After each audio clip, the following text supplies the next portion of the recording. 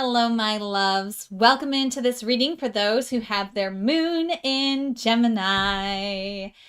We are celebrating the Gemini Solar season as the sun spotlights Gemini, and we are highlighting this energy and where it shows up in our lives. So for you, it shows up with your moon. Now, the moon in the astrological story represents your emotions. It also can represent how you experience your mother energy. Sometimes there's that attachment to it as well, or how you experience your feminine caregiver growing up. So when it comes to your emotional expression, you express your emotions, you feel your emotions, you process your emotions, and your emotions are fixated on the energies surrounding this Gemini energy and archetype. So your emotions are very adaptable, very mutable, very changing in their nature. They're very mentally focused, so you probably analyze your emotions a lot. You're probably very mentally focused on your emotional experience and world, but from a place of thinking about what you're feeling instead of actually feeling it. And you have very imaginative emotions, very clever, very witty, very energetic, and your emotions can be the same yet different. So I have a Gemini moon as well. And so I'll offer up what I've been learning about my Gemini moon and how it expresses, but always keep in mind that our experiences of these energies are unique to us. It also depends on where these things are happening in relationship to other things in our chart that can bring different nuances and experiences of this energy. But how I experience the same yet different vibration and energy, especially in my emotional world, is I feel like for me, I always have this energy, this emotion that people see. It's like the face that I show people when I'm interacting with them. And while that's happening, I can have something going on back here behind the scenes that is actually completely different and contradictory to what's going on or what's being presented out here, even though both are valid. So there's the same yet different energy within my own emotions. I can have different energies, but they both can be authentic. They both can be true to what I'm experiencing in the moment, but I can hold both of them at the same time simultaneously. And I used to think that made me a little bit of a fake, right? Where I'm showing one face and I'm kind of hiding what's going on beneath the surface over here. And I've been learning actually to allow myself to express kind of what's going on behind the scenes and to let my guard down a little bit to show this other face. I used to not show it because I was afraid of people saying, how can you be this and also this? Because a lot of people don't understand that, especially on an emotional level. How can you feel this emotionally but also feel this?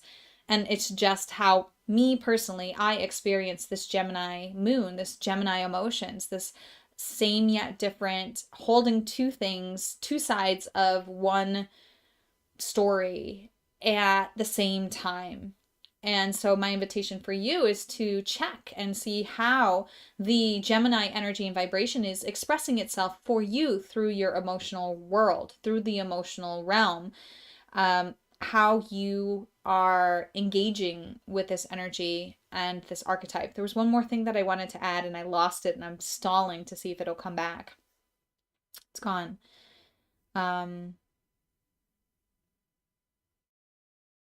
So yeah, just the invitation that if you're like me and you have something going on behind the scenes, allow yourself to bring it to the forward. Here's what it was. Okay. So another thing that happens when I'm processing something back here and I hold this face out front, right, is I think people can see what's going on behind here. And as I've been doing these videos, I've been watching them and learning about myself through just watching them as I edit. And what will happen at times for me is I'll have had an emotional experience during a reading and it'll be going on right back here. And I'll still be doing the reading and I'll still be offering everything that's going on out here. And when I watch the replay, I can see no indication at all of what was going on behind the scenes, even though I know personally, because I experienced it, what I was experiencing in that moment. Even me, myself, I cannot see that other processing that was happening at that same time. And so we may think that people can see that other side of us, that can see through this to what's going on back here. But for me, I've realized that I'm really good at, not even really good at, the way that my emotions express. One of them is seen and one of them isn't. And so if I'm expecting, let's say, a partner or someone I'm trying to be close with to see what's going on behind the scenes, that's not going to happen. They're not going to be able to read my mind or read my heart. I have to bring forward that sticky, vulnerable, ugly, whatever processing that I really don't want to show. I have to bring that to the forefront and let that piece of me, that part of my emotional world, interact with this person in order for them to actually see what it is that I'm experiencing emotionally. Okay, so maybe that resonates with you, maybe it doesn't. Again, there's different things and different factors that can go into how you experience this. I just hope that my experience of it can maybe shine some light on you and your experience of your emotions. So that being said, let's get our advice. If you have not already closed your eyes, taken a few deep breaths, and opened your heart to receive the guidance most aligned for you at this time, here's your invitation to do that. And if you want to call in any energies to work with, you can do that at this time.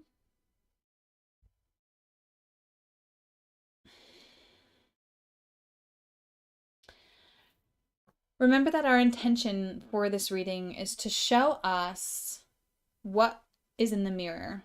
We're probably reflecting upon our emotions and we're seeing whatever card comes up in the mirror. So let's see what's there for us to reflect on in our emotional world. Thank you, Light Seer Tarot, for helping us to see. And I say us because I am in this reading with you. I know a lot of readers will take themselves out of the reading, but I feel like I can adapt these readings and be more authentic in these readings if I am just one of the many people on this journey with you. Ooh, okay.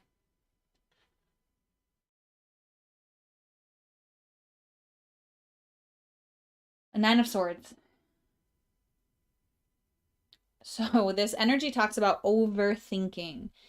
We're looking in the mirror and we're seeing this woman who is brought to tears because of the mental chatter going on in her mind. She's losing sleep over it. She's really getting caught in the overanalyzing. So it feels like there's probably an overanalyzation of our emotions where we're trying to understand them, we don't understand them, and we're trying to think them away, analyze them away, and they're just there. They're just wanting to be felt and processed and fully acknowledged, and we're trying to suppress them through understanding, right? Or get rid of them through understanding, when really they will go away on their own if we just sit and hold space with them.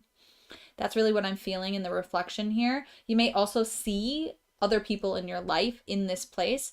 And when you do, if you do, that's a reminder for you, an indication for you that it's time to check in with you. It's like, oh, I'm seeing someone who's overthinking things and I'm telling them they're overthinking things, and I need to do a self-check at this moment or whenever I'm not interacting with this person and there's space to reflect. I need to check myself. How am I doing this? Where am I doing this? How am I also overthinking things? And what do I need to do to help navigate myself out of that situation? Excuse me.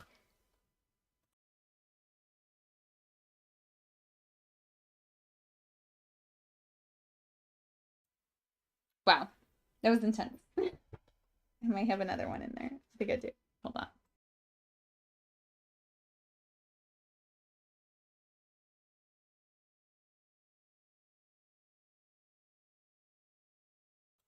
Okay, we're back.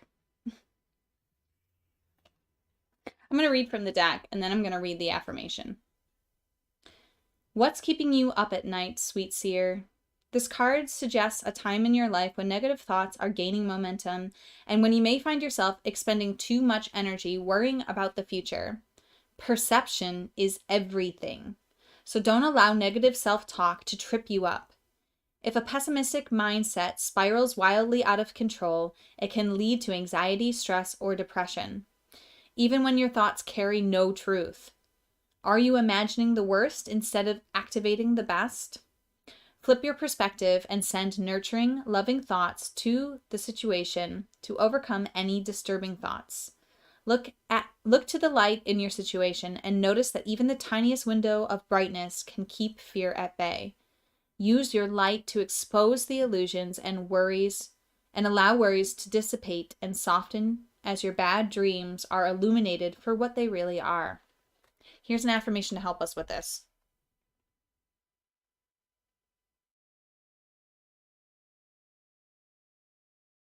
Pause the video if you want to screen capture that and write it down. I see my fears as the illusions that they are. This is huge. I will share what I've been learning personally myself about this. I have been learning that my emotional world, my emotional self-talk is negative, is based in something's wrong. And looking at the world through that lens, even though I'm a very positive person and can see positive perspectives in things, my own internal dialogue has been asking me to focus on it and to help me to shift out of this place. So, and how I'm shifting out of this place is just bringing awareness to it, just being aware of when I'm not talking loving to myself, when I would yell at my friends for thinking the kinds of things that I'm thinking, when I would offer a different perspective to somebody else in this situation if they described to me what they were worried about. And what's really been helping my heart and my emotions is a suggestion by Pam Gregory, the astrologer. She's amazing. If you want to learn more about astrology, she's the one to go to. She offered up this new way of thinking, and it's 2 different affirmations. So the first one is to shift you out of a negative place. And it's, I open my heart to an expanding consciousness of love. And the other one is just to remember to say, I love it when. I love it when I get to sit here and do readings with you. I love it when my schedule allows me to support people I love with free services, offering my love and dedication to them. I love it when I get to smell my aloe bergamot candle. I love it when the sage makes me feel clean and clear. And you say it when you're actually experiencing something that you love and you enjoy. And that really helps to shift the mental dialogue into that of appreciation and understanding that there are so many beautiful things for us to look at beyond just the darkness. And you can see the one light bird here. I love this beautiful image. There is one energy of light here that she could focus on, and all the rest of those birds would go away if she would just look up at it. So that's what's going on in our emotion. We're seeing that in reflection. If you see it anywhere in your life, know that that's an indication that that's been happening within you, and it's just an invitation for you to move out of that energy. Remember, you're seeing the illusions as they are, and you're working on your internal world. Like, I just saw a meme the other day. I wish I could do the full quote of it. But it was basically like, your inner dialogue should sound like the most loving mother you could imagine. You are so beautiful. You are so radiant. You are so lovely. You are so important. You are so kind. You are so strong. You are so delicate. You are so vulnerable. You are so worthy. I am so proud of you. I see you. I love you. I honor you. Okay, can you get your mental dialogue to be in that place as if it was a loving mother just whispering sweet nothings into your ear? Especially as you're falling asleep, because this card does talk about losing sleep over this overactive mind and our overactive emotions, right? Because this is where we're experiencing the Gemini energy. So I would run that dialogue in your head as you're falling asleep and just try to fall asleep while it's still happening, okay? Hope all of these suggestions help. I'm right there with you. I do have this energy come up for me a lot, and I've been actively working on nipping it in the butt. I know that there's nothing wrong. And if I can find that perspective, if I can feel into that truth, I can be in a place of love and light and be able to show up emotionally in a way that's supportive to others instead of in a way emotionally that's destructive to myself and to others. The human condition content is really helping me understand this. There's nothing wrong. And how I started to believe that there was something wrong with me as a child. So if you haven't been watching the moon readings, here's your invitation to get into that. Definitely the new moon in Gemini, which will happen towards the end of the month. It'll happen end of the solar month, which will be June, I think it's June 19th, I believe. That just look for the new moon in Gemini readings, particularly because your moon is in Gemini, our moon is in Gemini. That will give you a little bit more guidance and understanding too. Or you can watch the new moon in Taurus ones or the solar eclipse ones if you wanted to, okay? Let me know how this resonates. Let me know if you have questions. And as always, namaste. The universal light within me salutes and honors the universal light within you. Namaste.